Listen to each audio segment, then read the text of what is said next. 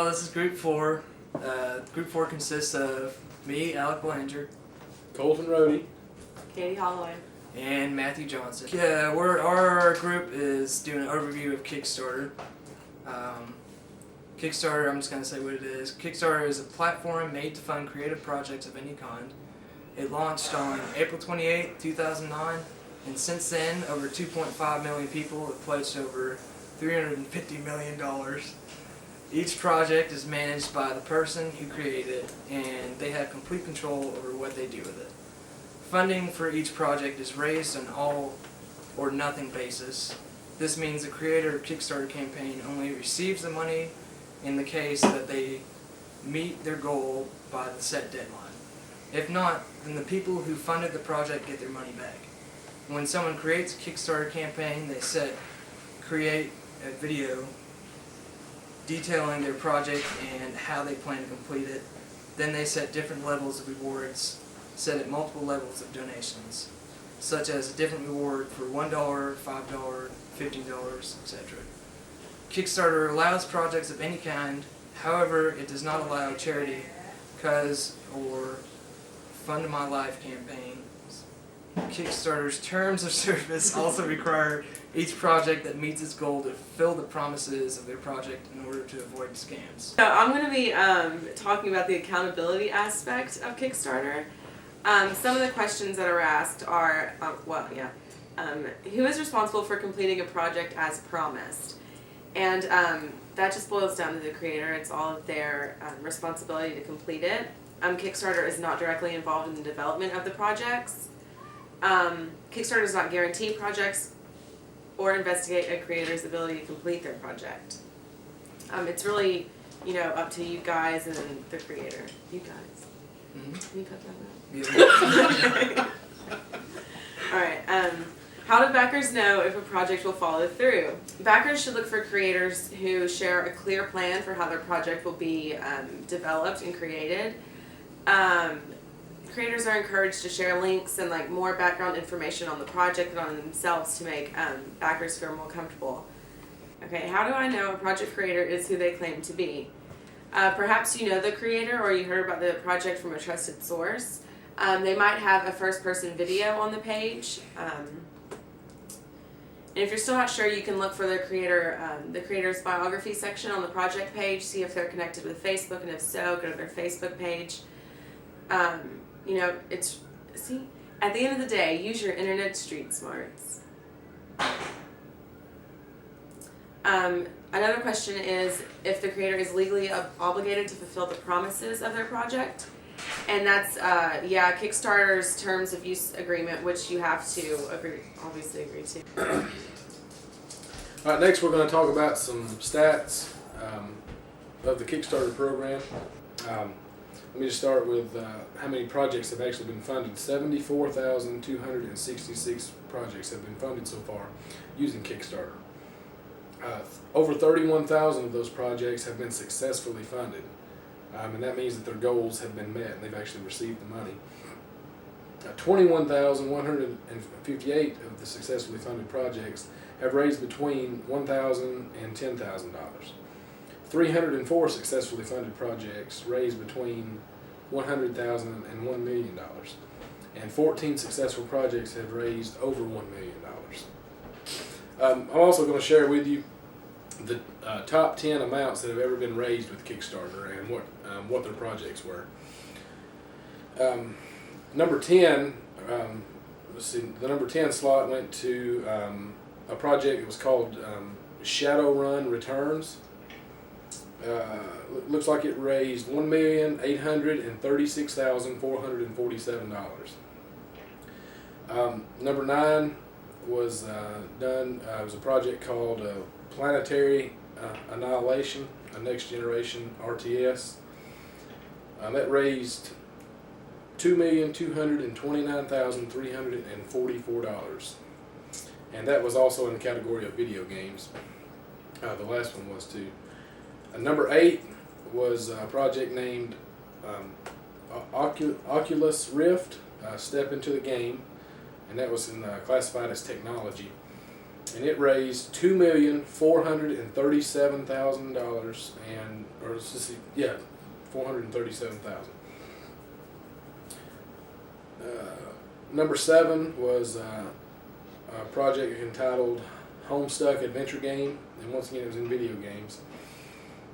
So you're starting to see a trend in these, and the top ones raised a lot of video games and a lot of technology things. That project raised $2,485,506. Number 6 rank, it was a project called Wasteland 2, and that was a video game. It raised $2,933,252. Rank number 5 was a project called Double Fine Adventure, and that also was a video game project, and it raised $3,336,371. Rank number 4 was another video game called Reaper Miniature Bones: An Evolution of Gaming Miniatures. It raised $3,429,236. Number 3 was a project called Eternity, and it was another video game project, and it raised $3,986,929. That jumps all the way up to rank number 2. This ranked over over $8.5 million. So it was a big jump from 3 to 2 there. This project was a new kind of video game console called Oya. What do y'all say? How do you pronounce that? Oya? Oya? Yeah, it's a new video game. Raised $8.5 million. $8,596,475 total. And the highest project ever funded on Kickstarter was it was actually in the category of design, which you'd think that a video game was coming, but it's actually design. But it's still technology. It was the project name was the Pebble e-Paper Watch. It's for iPhone and Android. Yeah, we looked at that. We did? Well, Dahan ordered one, remember? Oh yeah, that's right. We did talk about that. The thing is super cool. Yeah, well, that is the number 1 funded project so far since Kickstarter has been up and operating. $10,266,845 raised, just strictly by fan funding. So I mean, it's crazy at the amount of money that you can really that you can get to do stuff with, to do projects with on this program. Next up, I want to talk to you guys about an artist that I know, and I actually play for this guy. His name is Cody Purvis. He's from Charlottesville, Virginia. He's 18 years old. Yeah, he's 18 or 19. I think he's 18 years old. But he lived in Charlottesville. He just recently moved to Nashville, Tennessee, to pursue a country music career. And he funded his EP, his 6-song EP. Did 6 songs, and he funded that whole project strictly by fan funding through Kickstarter. He had 166 backers. That raised 166 backers. He raised a total of $15,362. An 18-year-old kid from Charlottesville, Virginia, that most people have never heard of, but he was able to raise that much money because of the how he used the internet and how he used his social media. He would always communicate with his fans, and give them updates on what was going on in his campaign to raise this money. And his goal was $15,000, and he exceeded that by $362. So he was successful, and he got to keep that money. But first, I want to kind of talk to you about this. With Kickstarter, you can pledge. You can put up a page that tells your fans, I can pledge. If you pledge $1, you get this as a prize. If you pledge $10 or more, you get this.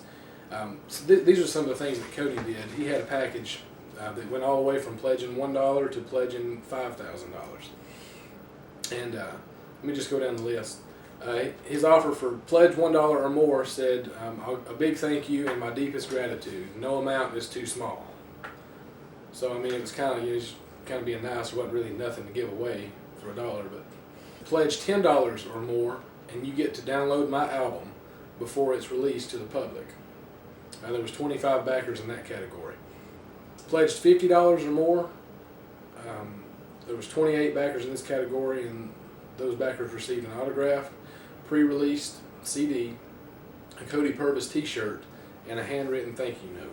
Pledged $250 or more, there was one backer in that category. He got all of the above, plus a personal 45-minute meet and greet at Starbucks in Charlottesville with you and 4 friends, or come hang out with Cody during a band practice session at his house. And this goes all the way up to $5,000, and if he would have had any backers that done $5,000 or more, they would get to come to Nashville and sit in on his CD recording. They would meet his producer, which was Ray Barnett. They would watch him record, have lunch together, and let Cody show them some of the sights of Nashville, Music City. So I mean, his marketing was on there. Okay, now we're gonna talk about a little bit about project guidelines. Some of the guidelines include funding for projects only. And it says a project has a clear goal, like making an album, a book, or a work of art. A project will eventually be completed, and something will be produced by it. The project is not open-ended. Starting a business, for example, does not qualify as a project. And then the second guideline is projects must fit Kickstarter's categories. They currently support projects in the categories of art, comics, dance, design, fashion, film, food, and all kinds of stuff. And then the prohibited uses: no charity or cause funding, and no fund for my life project, which include projects to pay for tuition or bills, go on vacation, or buy a new camera. And it also prohibits, or the prohibited content is just, I mean, anything you really wouldn't put on like a YouTube video or anything like that. And then we're going to talk about community guidelines. The first community guideline is spread the word but don't spam. Obviously they want you to get your project out to your friends and family and your fans, but they don't encourage spamming. Examples of spam are like emailing or direct messaging strangers about your project, using email lists from third parties or soliciting backers. Another one is sending unsolicited @replies on Twitter. You just can't do those things. Another community guideline is be respectful and considerate. Don't harass or make personal attacks on Kickstarter. Don't post obscene, hateful, or objectionable content. Don't post copyrighted content without permission. Only post content that you have the rights to. If you don't like a project, don't back it. There's no need for you to be a jerk.